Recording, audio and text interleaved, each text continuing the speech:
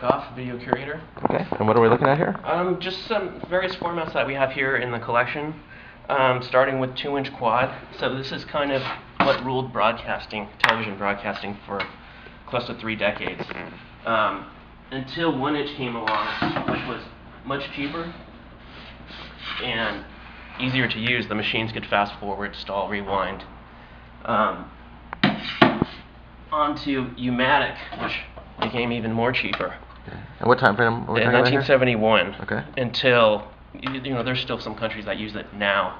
It's not a very stable format. Eventually, the metallic particles break away from the binder. It's called hydrolysis, commonly known as sticky shed. Okay. So then you end up putting them in machines and it clogs up the heads. So right. It's kind of, archival-wise, it's a big problem right now. For sure.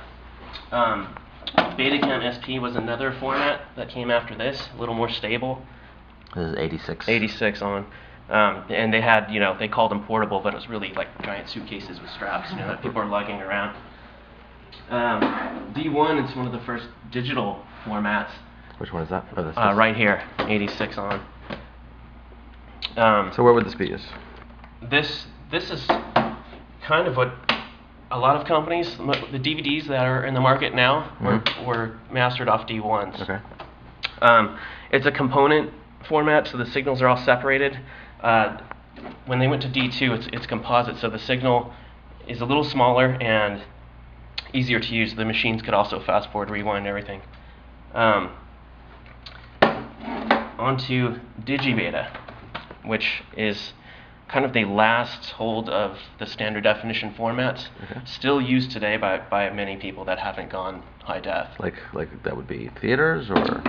No, kind of lower budget TV stations or other documentarians in places. Got it. Onto D5 is the competitor, the Panasonic competitor for Digibeta. Okay, and this is 1994. Then we kind of stepped into some high def formats. 1997, HD Cam came along, which was beaten in 2003 by HD Cam SR. Okay. More channels, 12 channels versus 8 for sound, higher resolution. There's some interesting artifacts down here.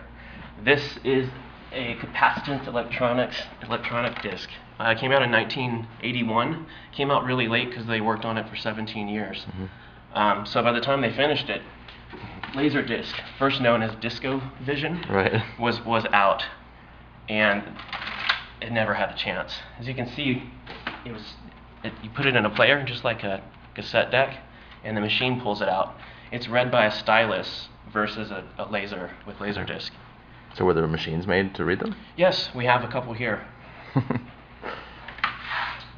These are just some home consumer formats for recording. Right. Everybody's heard of the Betamax VHS war. Sure.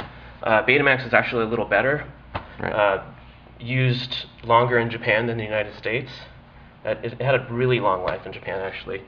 VHS-C came out in 1982, so they could shrink down the video cam recorders. Like everybody remembers Michael J. Fox in Back to the Future, his camera. That was a VHS-C. Right. The tape is just a smaller VHS. To play, you put it in this mechanism, and it stretches the tape, so you can put it in a normal VHS and play it. Got it. Onto High 8. First there's Video 8, High 8, and Digital 8. They all look similar to this. People still use them today. Right. And Mini DV, which is commonly used today, and not advised if you want to archive what you're shooting. Right.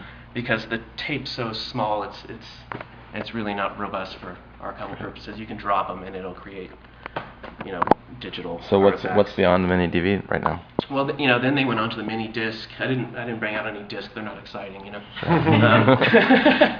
And just different variations of disc recording, and then now everything's files and P2 or Sony cards. Got it. Great. Thank you.